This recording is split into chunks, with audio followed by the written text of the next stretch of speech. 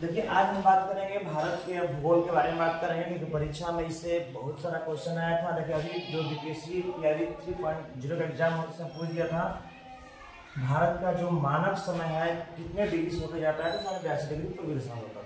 इसीलिए आप लोगों के लिए हम भारत का मैप लेकर आए हैं। देखते हैं इस मैप में क्या क्या है, भारत की स्थिति है कहाँ पे और भारत के आसपास में है क्या चीज। देखिए हमें लिखा है कि भारत के समय का नक्शा में ऊपर में होता है उत्तर और नीचे होता है दक्षिण, इधर होता है पूरब, इधर होता है पश्चिम।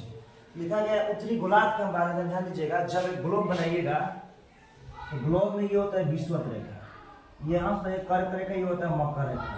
तो भारत लगभग जो कर्क रेखा है भारत में आपके बीच से ही होकर गुजरती है, ये स्थिति भारत की है समझ मोटा मोटी। यहाँ पर है भारत, तो ये ऊपर में है जिसका नाम क्या हो गया उत्तरी गोलार्ध, ये दक्षिण है जिसका नाम दक्षिणी गोलार्ध। तो भारत यहाँ पर किस गोलार्ध में उत्तरी गोलार्ध में। वही है कि भारत उत्तरी गोलार्ध में है और इसका आप छात से विस्तार ध्यान दीजिएगा। देखिए इसको बोलते हैं अक्षांश। ग्लोब पे अगर कोई लाइन पृथ्वी के समानांतर या पूरब से पश्चिम खींची जाए तो उसको बोलते हैं अक्षांश। अगर यही लाइन इस टाइप का खींचा जाए उत्तर से दक्षिण तो इसको हम बोलते हैं देशांतर। ये काल्पनिक लाइन है, इसको बोलते हैं देशांतर। तो भारत में अक्षांशीय विस्तार होगा 8 डिग्री 4 मिनट से 37 डिग्री 6 मिनट उत्तरी अक्षांश और 68 डिग्री 7 मिनट से 97 डिग्री 25 मिनट पूर्वी देशांतर के बीच भारत स्थित है। मतलब यहाँ से लेके यहाँ तक की वो पूरा डाटा है। ध्यान दीजिएगा ये अक्षांश है ना, यहाँ पे 8 डिग्री 4 मिनट पूर्वी 8 डिग्री 4 मिनट से लेके 37 डिग्री 6 मिनट तक है। और देशांतरीय बात करेंगे तो 68 डिग्री 7 मिनट से लेकर 97 डिग्री 25 मिनट तक है। इतना सुंदर आप लोगों को ध्यान से आगे बढ़ते हैं। अगला में लिखा है परंतु 6 डिग्री 4 मिनट से लेके 37 डिग्री 6 मिनट। अब यहाँ पर हम इसकी यहाँ की बात करेंगे, कन्याकुमारी से लेंगे तो 6 डिग्री 4 मिनट हो जाएगी, तो यहाँ पर 2 डिग्री छूट जाता है। तो 6 डिग्री 4 मिनट से लेके 37 डिग्री 6 मिनट तक हो जाएगा। ठीक है, आइए एक और चीज देखते हैं। इसमें इसका क्षेत्रफल भारत का क्या है तो 32,87,263 वर्ग किलोमीटर। ये भारत का टोटल क्षेत्रफल है।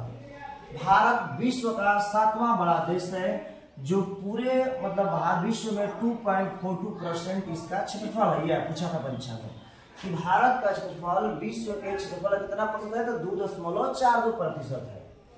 ध्यान दीजिए आते हैं आप कुछ बात करते हैं भारत की स्थलीय सीमा, तटीय सीमा और मुख्य भूमि का तटीय भाग के बारे में बात करते हैं। ध्यान दीजिएगा जब क्षेत्रफल की हम बात किए हैं तो सबसे बड़ा देश वर्ल्ड में क्षेत्रफल के हिसाब से रूस है, दूसरा कनाडा है, तीसरा चीन है, चौथा अमेरिका है, पांचवा ब्राजील है और 6वां ऑस्ट्रेलिया है और 7वां यहाँ पे हो जाएगा भारत। 7वां हो जाएगा भारत। ध्यान दे दीजिएगा इसका तरीका है रूस मतलब रूस पहला हो जाएगा, दूसरा का कनाडा हो जाएगा, चीन ऐसे ही बड़ा है तो तीसरा चीन हो जाएगा, फिर अमेरिका, फिर ब्राजील, फिर ऑस्ट्रेलिया तक भारत। ये क्षेत्रफल के हिसाब से कभी पूछना परीक्षा आए थे।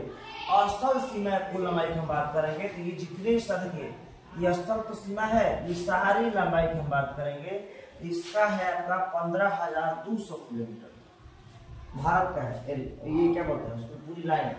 और तटीय भाग की लंबाई करेंगे तो 7,516.5। ध्यान दीजिएगा तटीय मतलब ये पार्ट, इस पूरे पार्ट की बात करेंगे और इधर अंडमान निकोबार की बात करेंगे और इधर मेरा क्या है लक्षद्वीप है। यहाँ ये सारे मिला के हैं 7,516.5 किलोमीटर।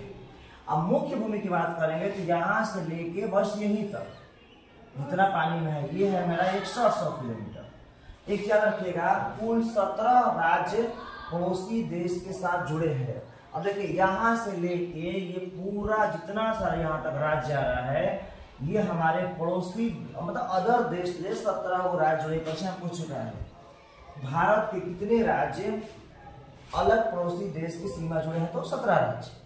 अब इस मैप में देखते हैं, कभी परीक्षा पूछ देता है कि जो इंडिया जो भारत का मैप है, भारत के मैप का सबसे ऊपरी पॉइंट मतलब उत्तरी पॉइंट का नाम क्या है, जिसका नाम है इंदिरा कॉल।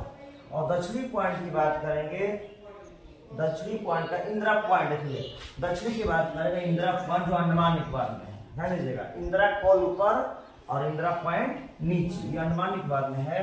अब भारत के पश्चिमी की बात करेंगे तो सरक्रिक है, सबसे पश्चिमी पॉइंट कौन है, सरक्रिक है, इसको गौहर मोरली कहते हैं।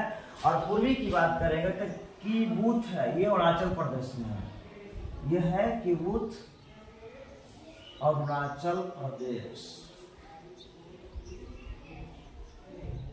किबुथ आपका अरुणाचल प्रदेश में, ये सबसे आपका हो गया पूर्वी भाग, ये आपका हो गया सबसे सरक्रिक पश्चिमी भाग। उत्तरी सबसे उत्तरी पॉइंट होगा इंदिरा कॉल, दक्षिणी इंदिरा पॉइंट। अगर स्थल की बात करेंगे तो केप कॉमोरिन कन्याकुमारी, मतलब भारत ओरिजिनल भारत की बात करेंगे, ये भी भारत का पार्ट, इसलिए हमने इंदिरा पॉइंट की यहाँ पर दिया। अगर प्योर भारत का पूछता है तो कन्याकुमारी हो जाएगी, दक्षिण में केप कॉमोरिन होगा। एक चीज और समझते हैं, इसमें ध्यान दीजिएगा, पूछता है कि सब भारत के साथ सीमा अलग अलग देश करते हैं, तो सबसे अधिक कौन लगा है, तो हम यहाँ पर लिखे हैं ये बांग्लादेश 4096 किलोमीटर। भारत के साथ सबसे बड़े देश या सबसे लंबी सीमा किस देश की है, तो बांग्लादेश 4096, और सबसे छोटा हो जाएगा अफगानिस्तान 106 किलोमीटर। यहाँ पे 2 सवाल हो गया, ध्यान दीजिएगा।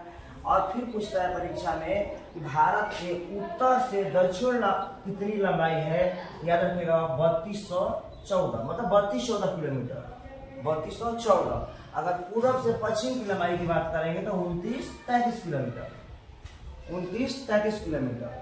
अब एक और आप लोग अभी हम बात किए कि 82.5 डिग्री पूर्वी देशांतर रेखा है, उसको हम बोलते हैं टाइम जोन। इसी से समय का यहाँ पर इलाहाबाद के नैनी से गुजरता है। ये कितने राज्य से गुजरता है, 5 गो है, उत्तर प्रदेश है, मध्य प्रदेश है, छत्तीसगढ़ है, उड़ीसा है और आंध्र प्रदेश है। ये टोटल 5 राज्य, 1 2 3 4 5। तो जो भारत जो टाइम जोन बनाया गया है वो भारत के 5 राज्यों से होकर गुजरता है।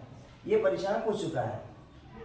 अब ध्यान में पढ़ते हैं जो भारत और पाकिस्तान, यहाँ पर क्या है, पाकिस्तान है, तो भारत पाकिस्तान के बीच जो ये लाइन है इसको हम लोग रेड क्लिफ बोलते हैं, रेड क्लिफ। जब भारत देश आजाद हुआ तब पाकिस्तान को भी अलग किया गया, तो ये रेड क्लिफ 1947 में ये बॉर्डर बनाया गया।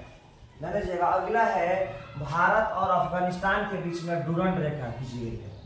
इस रेखा का नाम क्या है, डुरंड। ये 1896 में खींचा गया। इतना हो गया। देखिए अब मैक-मोहन रेखा क्या है कि भारत और चीन के बीच की रेखा को बोलते हैं मैक-मोहन रेखा। ये 1914 में इसका लाइन बना, 1914 में। अगला पॉइंट हमने नाम लिया कि कर्क रेखा भारत के बीचों बीच से गुजरती है, यहीं से गुजरती है। याद रखिएगा कर्क रेखा भारत के 7 राज्य 8 होगा, 8 राज्य से होकर गुजरती है। यहाँ पर गुजरात पहले कर लीजिएगा, गुजरात, राजस्थान, मध्य प्रदेश, छत्तीसगढ़, झारखंड, पश्चिम बंगाल, त्रिपुरा, मिजोरम। इसका ट्रिक सीखना है, इसका ट्रिक भी मेरे पास है। गमछा मित्र पे झाड़, गमछा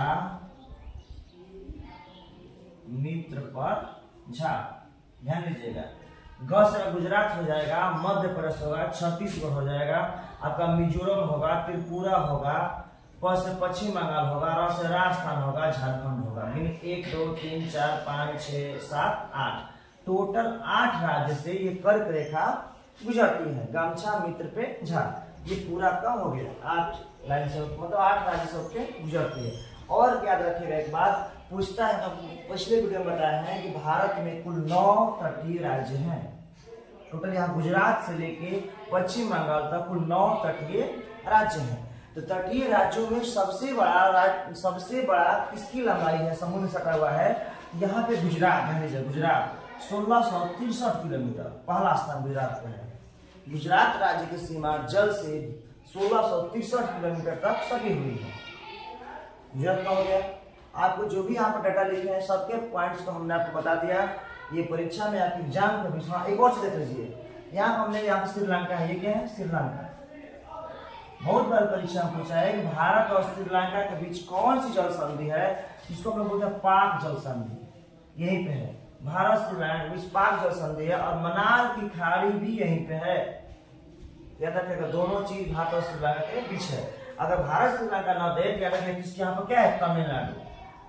परीक्षा जहाँ डिग्री जाएगा तो तमिलनाडु देगा आपको, याद रखिएगा। इन दोनों के बीच के लाइन को पाक जल संधि बोलते हैं। आपके को बताया है कन्याकुमारी में, आपको जितना सारा इसमें सारा बता दिया। नेक्स्ट चैप्टर में भी हम देखेंगे भारत के बारे में।